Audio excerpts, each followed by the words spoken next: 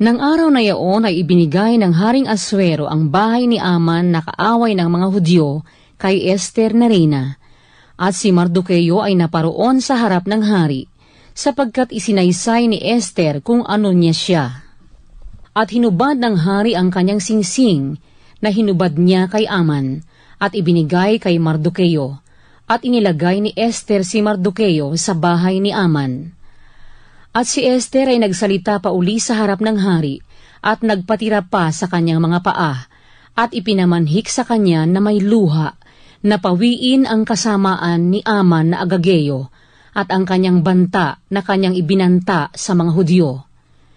Nang magagayoy inilawit ng hari kay Esther ang gintong setro. Sa gayoy tumindig si Esther at tumayo sa harap ng hari. At sinabi niya, "Kung kinalulugdan ng hari, at kung ako'y nakasumpong ng biyaya sa kanyang paningin, at ang bagay ay inaakalang matuwid sa harap ng hari, at ako'y nakalulugod sa kanyang mga mata, masulat na tiwaliin ang mga sulat na ibinanta ni Aman na anak ni Amedata, na Agageo, na kanyang sinulat upang lipulin ang mga Hudyo na nangasa lahat na lalawigan ng hari. Sapagkat paanong ako'y makapagtitiis na makita ang kasamaan na darating sa aking bayan? O paanong ako'y makapagtitiis na makita ang paglipol sa aking kamag-anakan?" Nang magagayoy, sinabi ng Haring Aswero kay Esther na reyna at kay Mardoqueo na Hudyo, "Narito, ibinigay ko kay Esther ang bahay ni Aman, at siya ang kanilang binitay sa bibitayan, sapagkat siya'y nagbuhat ng kanyang kamay sa mga Hudyo. Sumulat naman kayo sa mga Hudyo kung anong maibigan ninyo sa pangalan ng hari, at tatakan ninyo ng singsing ng hari, sapagkat ang sulat na nasusulat sa pangalan ng hari at natatataka ng singsing ng hari ay walang taong makatitiwali." Nang magagayoy, tinawag ang mga kalihim ng hari ng panahong yaon sa 3 buwan na siyang buwan ng Siban, ng 23 niyaon, at nasulat ayon sa lahat na iniutos ni Mardoqueo sa mga Hudyo at sa mga satrapa at sa mga tagapamahala at mga prinsipe ng mga lalawigan na nandoon mula sa India hanggang sa Ethiopia, na 127 lalawigan, sa bawat lalawigan ayon sa sulat niyaon, at sa bawat bayan ayon sa wika nila, at sa mga Hudyo ayon sa sulat nila, at ayon sa wika nila. At kanyang sinulat sa pangalan ng Haring Aswero, at tinataka ng singsing ng hari,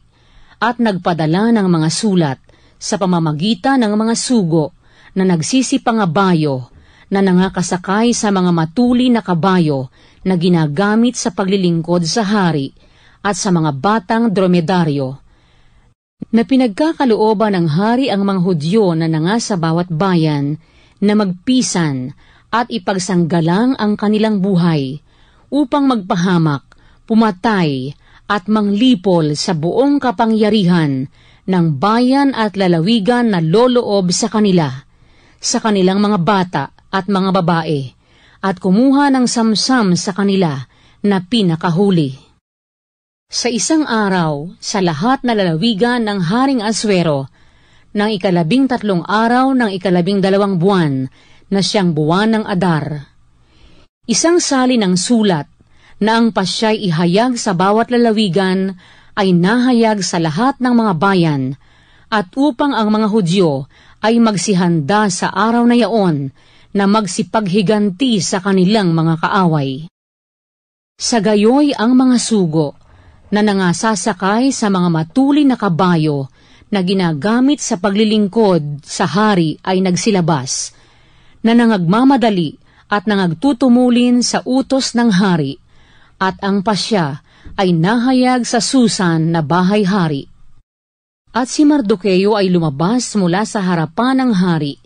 na nakapanamit hari na bughaw at puti, at may dakilang putong na ginto, at may balabal na mainam na lino at kulay ube, at ang bayan ng Susan ay humiyaw at natuwa.